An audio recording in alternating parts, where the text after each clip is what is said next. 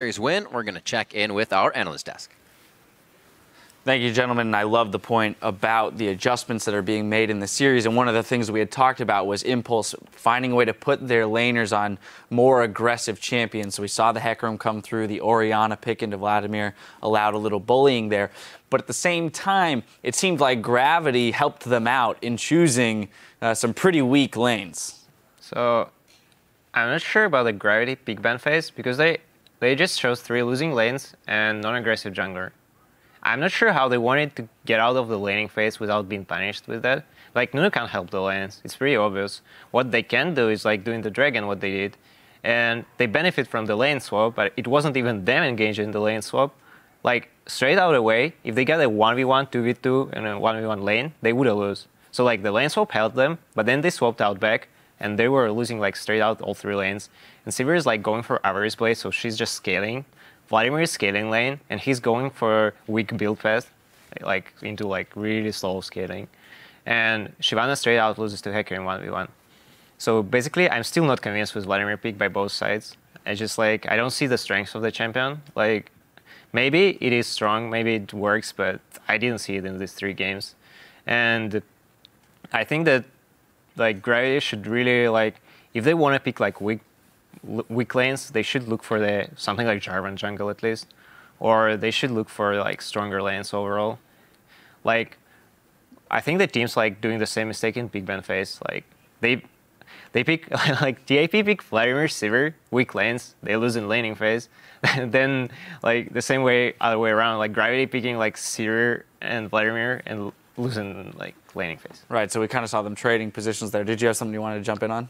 I agree that Gravity's picks were really strange. Like with Nunu, you usually want to pair it with like a Jinx or a Kog'Maw AD, and then also something that has long range mid because Nunu's ult is so good at zoning. And also with Nunu, his Ice Ball, usually want to like pick it against something that it's going to be really good against, like Kalista. Ice Ball just destroys Kalista, but his targets were like Orianna and Sivir who can spell shield it. So Nunu was Graves in this game.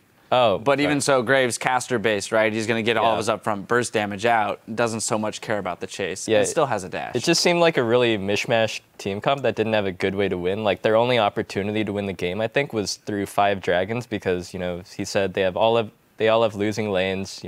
Their dive isn't so great against Orianna. Their siege isn't so great. So hopefully they can patch up their picks for the next game. I would definitely like to see if they can do that. Now, something that I would like to see from Team Impulse is a little, again, I'm going to harp on it, the vision control, because yes, they secured their early lead here with some aggression, but we noticed that there was a pretty big stalemate for a few minutes there, around that 20-minute mark where they had this early lead, but they weren't pressuring objectives, and I feel like a lot of that starts with the vision game. Well, it is like really weird thing. A lot of teams do that mistake. It's like, you're ahead. Your pick is good. And you got like all the outer and inner turrets. And you're just like, okay, what do we do now? I don't know. Okay, let's farm. That's basically what happens to a lot of teams. Because they just don't know what to do. What they should do is like, they got 1 inner left. So they could like abuse the vision control. With the pressure they got, they could get like more deep vision into the enemy jungle. Denied their vision. So basically, coming out of that, they could rotate between mid and top and either get the last inner turret or even out-rotate to get the mid and hip turret. They could do it, but they decided to play like more safe. I'm not sure if I agree because it gave like those like gap. For example, I think they were like 4K ahead really early in the game. And then that 4K, when it was like 40K, 41K to 38K, it's nothing. And I think you shouldn't really give that, especially to the Gravity comp because it was scaling, even though, and like after what they were doing, the only choice they got, because they were stalling it out, is either going for 5 drakes, but it would be super late in the game, and they would give even more opportunities to Gravity, or they got to go for the Nesher bait. With the Gravity vision, they got to start that Nesh, so it was pretty risky from their side. It worked, but it's like they risked their game much more than if they did it clearly. I think that they definitely could have pushed harder with the advantage they had, but at the same time, maybe they were thinking, we're going to scale better than them anyways. Ori had like Death Cap Grail when Vlad had like Will of the Ancients and Spectre's Cowl. So already in mid lane, that's like a huge power disparity. So it could be just that they didn't want to throw the game. They knew they'd win if it just dragged out. Yeah, maybe tempering their aggression a little bit, which is something that Rush had mentioned in that video we saw earlier in the day, that he needed to stay focused on each game at a time, and it's been something he struggled with all split, is kind of adapting to that team play style. You mentioned the Baron play that came out of pretty substantial vision control by Gravity to begin with, but then Tip coming in, clearing all of that out, and baiting them into a Baron fight here. I want to pull our replay up, which is that Baron fight. Pobelter, if you could walk through this, because it seemed like hesitation on Gravity's part that really caused trouble here for them in the team fight.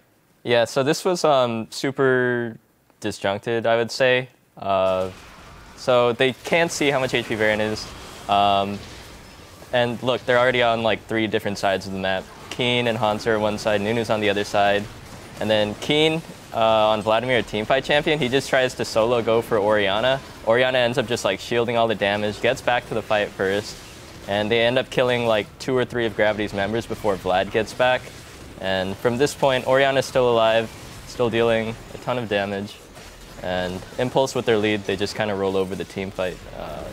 I don't think there was anything special to this. It was just really all over the place, and because Team Impulse was stronger, they just took the fight and the Baron.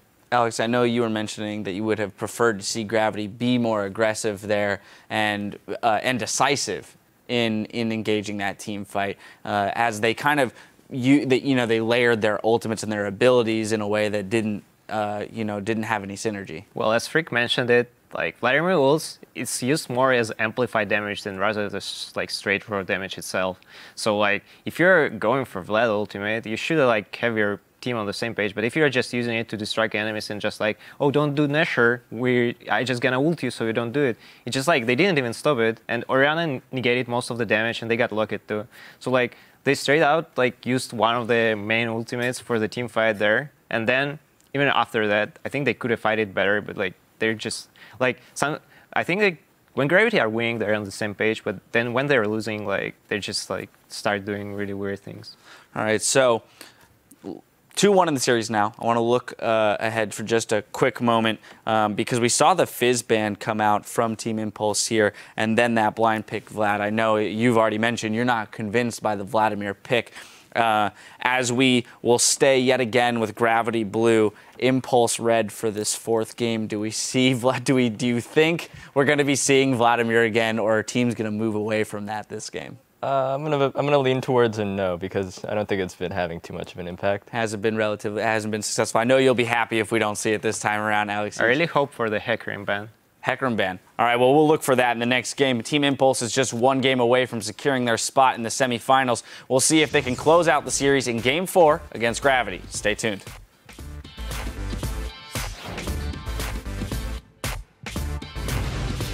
We have the same duration for winning and losing. 2 games either way, dude. Not if we lose in 15 minutes on that's true. Dude, how about we just agree to base race? You come level 1.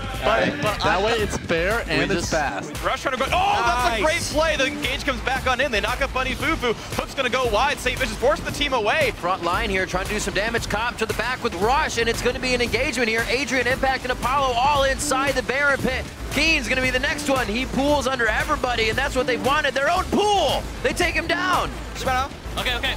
Shibana. Okay. Shibana. Coming. Vlad. 3-second cooldown outside.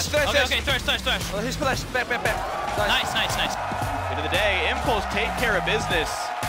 They're up now 2-1.